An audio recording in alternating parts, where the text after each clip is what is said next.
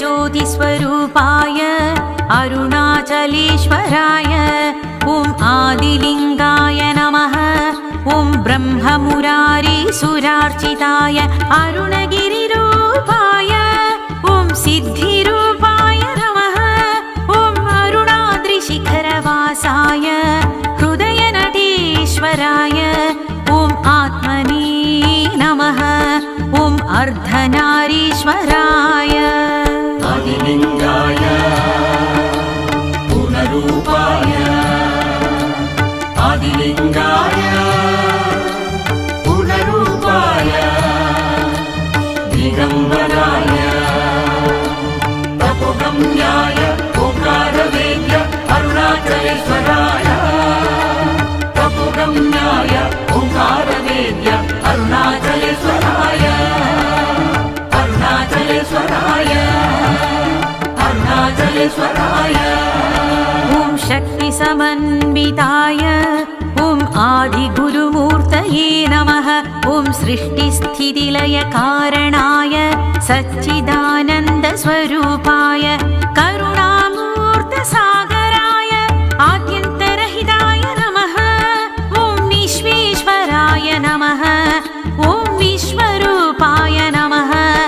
ॐ विश्ववन्द्याय नमः। ॐ अष्टदारिद्र्यविनाशकाय आदिलिङ्गाय पूर्णरूपाय आदिलिङ्गाय पूर्णरूपाय दिगम्बराय तपोगम्याय ओंकारवेद्य अरुणाचलेश्वराय तपोगम्याय ओंकारवेद्य अरुणाचलेश्वराय अरुणाचलेश्वराय अरुणाचलेश्वराय ॐ नरकान्तककारणाय ॐ जटाधराय नमः। ॐ गौरीप्रियाय नमः। ॐ कालान्तकाय नमः। ॐ गङ्गाधराय नमः। ॐ गजराजविमर्दनाय ॐ भक्तिप्रियाय नमः। ॐ भवरोगभयापहाय ॐ शङ्कराय नमः। ॐ मणिकुण्डलमण्डिताय आदिलिङ्गाय पूर्णरूपाय आदिलिङ्गाय पूर्णरूपाय दिगम्बराय तपोगम्याय ओंकारवेद्य अरुणाचलेश्वराय तपोगम्याय ओंकारवेद्य अरुणाचलेश्वराय अरुणाचलेश्वराय अरुणाचलेश्वराय ॐ चन्द्रशेखराय नमः। ॐ मुक्तिदायकाय नमः। ॐ सर्वाधाराय नमः। ॐ शिवाय नमः। ॐ जन्मदुःखविनाशकाय कामदहनाय नमः। ॐ रावणदत्तविनाशकाय सुगन्धलेपिताय ॐ सिद्धसुरासुरवन्दिताय दक्षसुयज्ञविनाशकाय आदिलिङ्गाय पूर्णरूपाय आदिलिङ्गाय पूर्णरूपाय दिगम्बराय तपोगम्याय ओंकारवेद्य अरुणाचलेश्वराय तपोगम्याय ओंकारवेद्य अरुणाचलेश्वराय अरुणाचलेश्वराय अरुणाचलेश्वराय ॐ पङ्कजहर सुशोभिताय सञ्चितपापविनाशकाय गौतमादिमुनिपूजिताय निर्मलाय नमः। ॐ परब्रह्मणे नमः। ॐ महादेवाय नमः। ॐ त्रिशूलधराय नमः। ॐ पार्वतीहृदयवल्लभाय प्रमथनाथाय नमः। ॐ वामदेवाय नमः। आदिलिङ्गाय पूर्णरूपाय आदिलिङ्गाय पूर्णरूपाय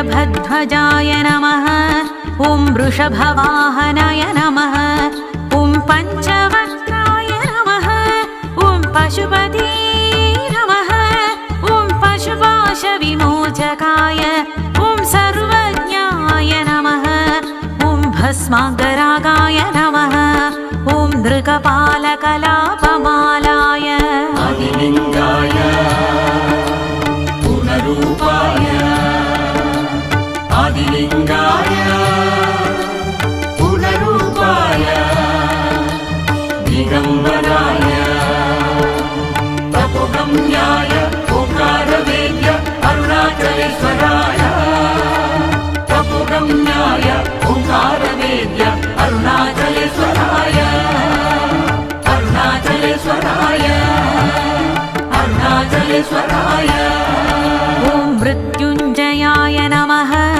ॐ त्रिनयनाय नमः ॐ त्रिगुणातीताय नमः ॐ त्रिभुवनेश्वराय नमः ॐ नारायणप्रियाय नमः ॐ सगुणाय नमः ॐ निर्गुणाय नमः ॐ महेश्वराय नमः ॐ पूर्णरूपाय नमः ॐ ओङ्काररूपाय नमः आदिलिङ्गाय पुनरूपाय आदिलिङ्गाय पुनरूपाय दिगम्बराय तपोगम्याय ओंकारवेद्य अरुणाचलेश्वराय तपोगम्याय ओंकारवेद्य अरुणाचलेश्वराय अरुणाचलेश्वराय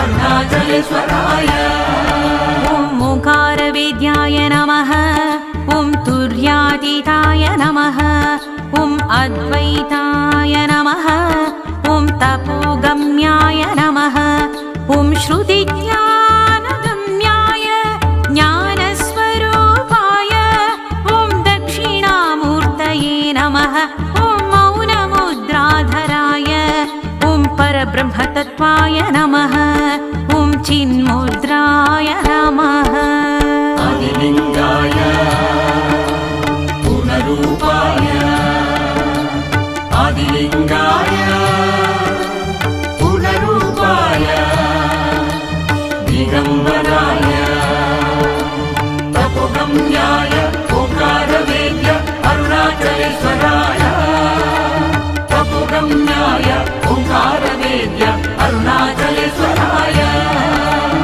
अरुणाचलेश्वराय अरुणाचलेश्वराय ॐ सिद्धिबुद्धिप्रदायाय ज्ञानवैराग्यप्रदायाय सहजसमाधिस्थिताय हंसैकपालधराय ॐ करिचर्माम्बरधराय ॐ श्रीरमणप्रियाय ॐ अचलाय नमः ॐ श्रीलक्ष्मणप्रियाय ॐ चिन्मयाय नमः ॐ श्रीशारदाप्रियाय आदिलिङ्गाय पुनरूपाय आदिलिङ्गाय पुनरूपाय दिगम्बराय तपोगम्याय ओंकारवेद्य अरुणाचलेश्वराय तपोगम्याय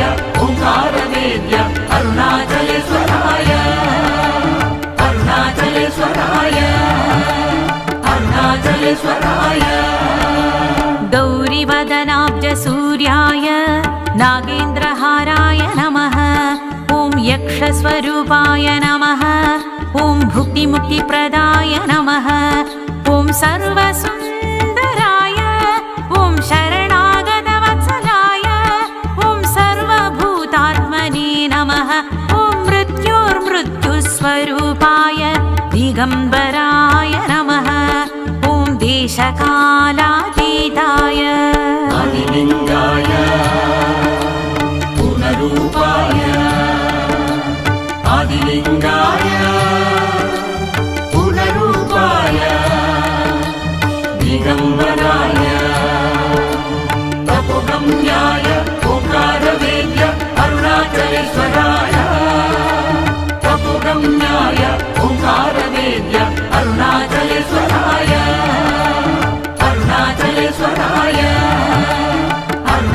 अरुणाचलेश्वराय ॐ महापापहराय ॐ नित्याय नमः ॐ निराश्रयाय नमः ॐ नित्यशुद्धाय नमः ॐ निश्चिन्ताय नमः ॐ मनोवाचामगोचराय शिवज्ञानप्रदाय ॐ शाश्वताय नमः ॐ भस्मोद्धूलितविग्रहाय भुजङ्गभूषणाय नमः आदिलिङ्गाय पूर्णरूपाय आदिलिङ्गाय पूर्णरूपाय दिगम्बराय तपोगम्याय ओंकारवेद्य अरुणाचलेश्वराय तपोगम्याय ओंकारवेद्य अरुणाचलेश्वराय अरुणाचलेश्वराय अरुणाचलेश्वराय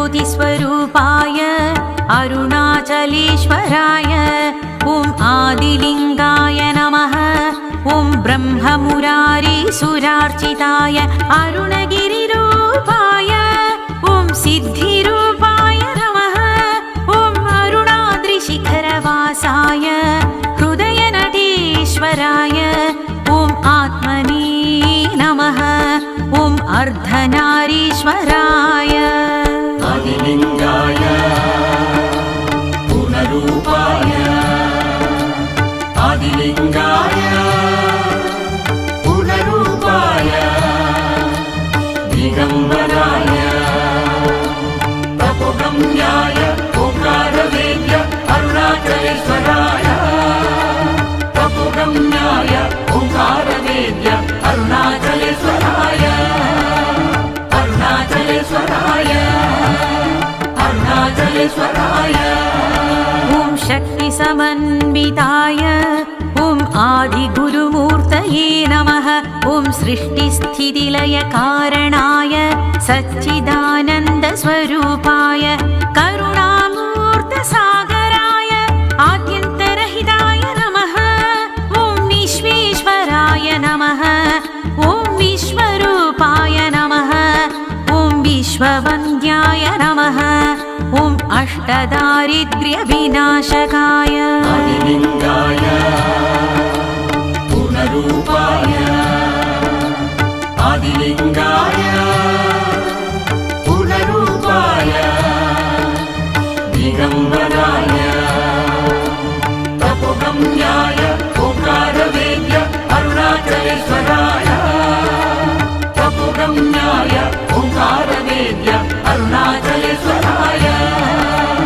अरुणाचलेश्वराय अरुणाचलेश्वराय ॐ नरकान्तककारणाय ॐ जटाधराय नमः ॐ गौरीप्रियाय नमः ॐ कालान्तकाय नमः ॐ गङ्गाधराय नमः ॐ गजराजविमर्दनाय ॐ भक्तिप्रियाय नमः ॐ भवरोगभयापहाय ॐ शङ्कराय नमः ॐ मणिकुण्डलमण्डिताय आदिलिङ्गाय पूर्णरूपाय आदिलिङ्गाय पूर्णरूपाय दिगम्बराय तपोगम्याय ओंकारवेद्य अरुणाचलेश्वराय तपोगम्याय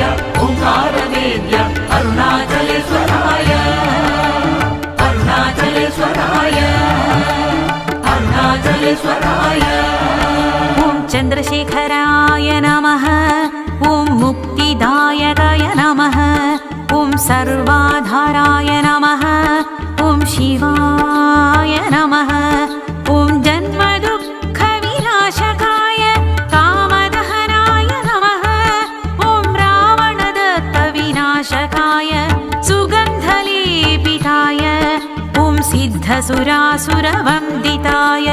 दक्षसुयज्ञविनाशकाय आदिलिङ्गाय पूर्णरूपाय आदिलिङ्गाय पूर्णरूपाय दिगम्बराय तपोगम्याय ओंकारवेद्य अरुणाचलेश्वराय तपोगम्याय ओंकारवेद्य अरुणाचलेश्वराय अरुणाचलेश्वराय अरुणाचलेश्वराय ॐ पङ्कजहर सुशोभिताय सञ्चितपापविनाशकाय गौतमादिमुनिपूजिताय निर्मलाय नमः ॐ परब्रह्मणे नमः ॐ महादेवाय नमः ॐ त्रिशूलधराय नमः ॐ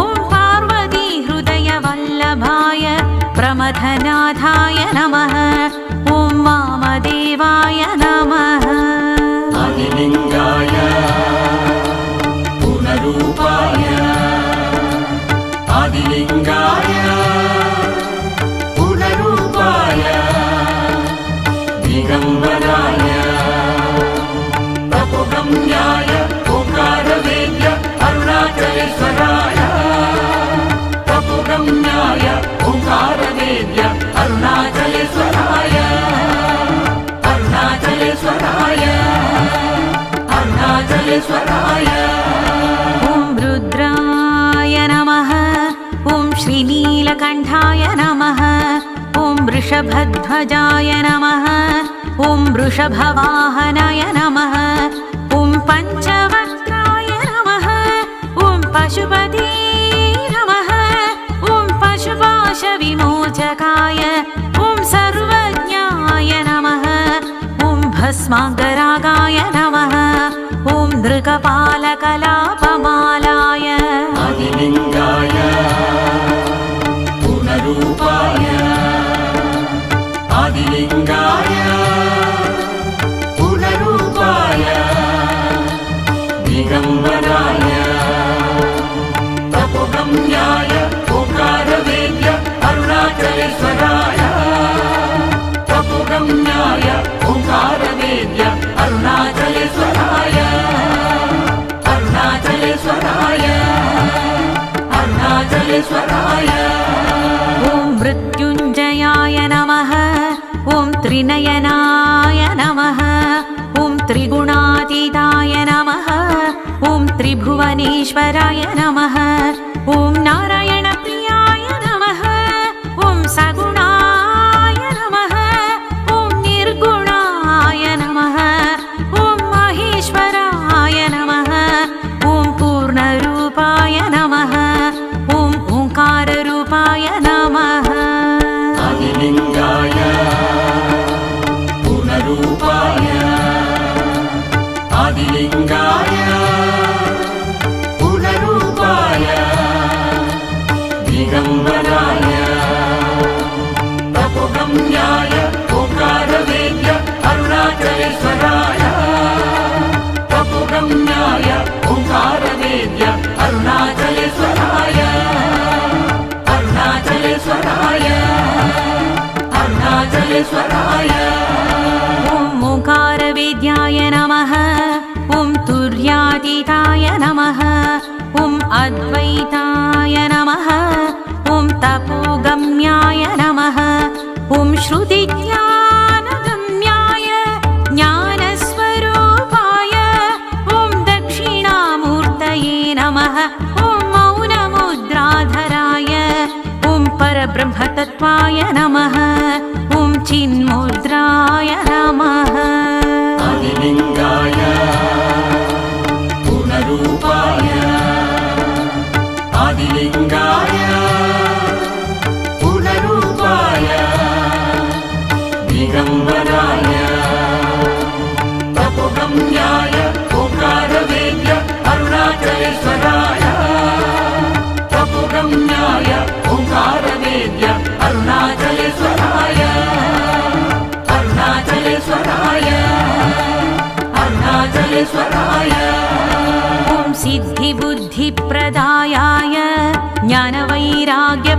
कायाय सहजसमाधिस्थिताय हंसैकपालधराय ॐ करिचर्माम्बरधराय ॐ श्रीरमणप्रियाय ॐ अचलाय नमः ॐ श्रीलक्ष्मणप्रियाय ॐ चिन्मयाय नमः ॐ श्रीशारदाप्रियाय आदिलिङ्गाय पुनरूपाय आदिलिङ्गाय पुनरूपाय दिगम्बराय तपोगम्याय ओंकारवेद्य अरुणाचलेश्वराय तपोगम्याय ओंकारवेद्य अरुणाचलेश्वराय अरुणाचलेश्वराय अरुणाचलेश्वराय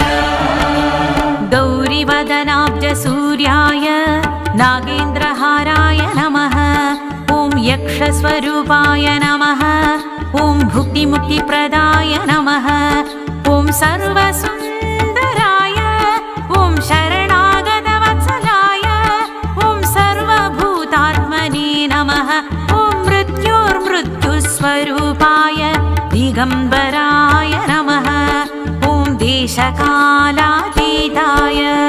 आदिलिङ्गाय पुनरूपाय आदिलिङ्गाय पुनरूपाय दिगम्बराय तपोगम्याय ओंकारवेद्य अरुणाचलेश्वराय तपोगम्याय ओंकारवेद्य अरुणाचलेश्वराय अरुणाचलेश्वराय अरुणाचलेश्वराय ॐ महापापहराय ॐ नित्याय नमः ॐ निराश्रयाय नमः ॐ नित्यशुद्धाय नमः ॐ निश्चिन्ताय नमः ॐ मनोवाचामगोचराय शिवज्ञानप्रदाय ॐ शाश्वताय नमः ॐ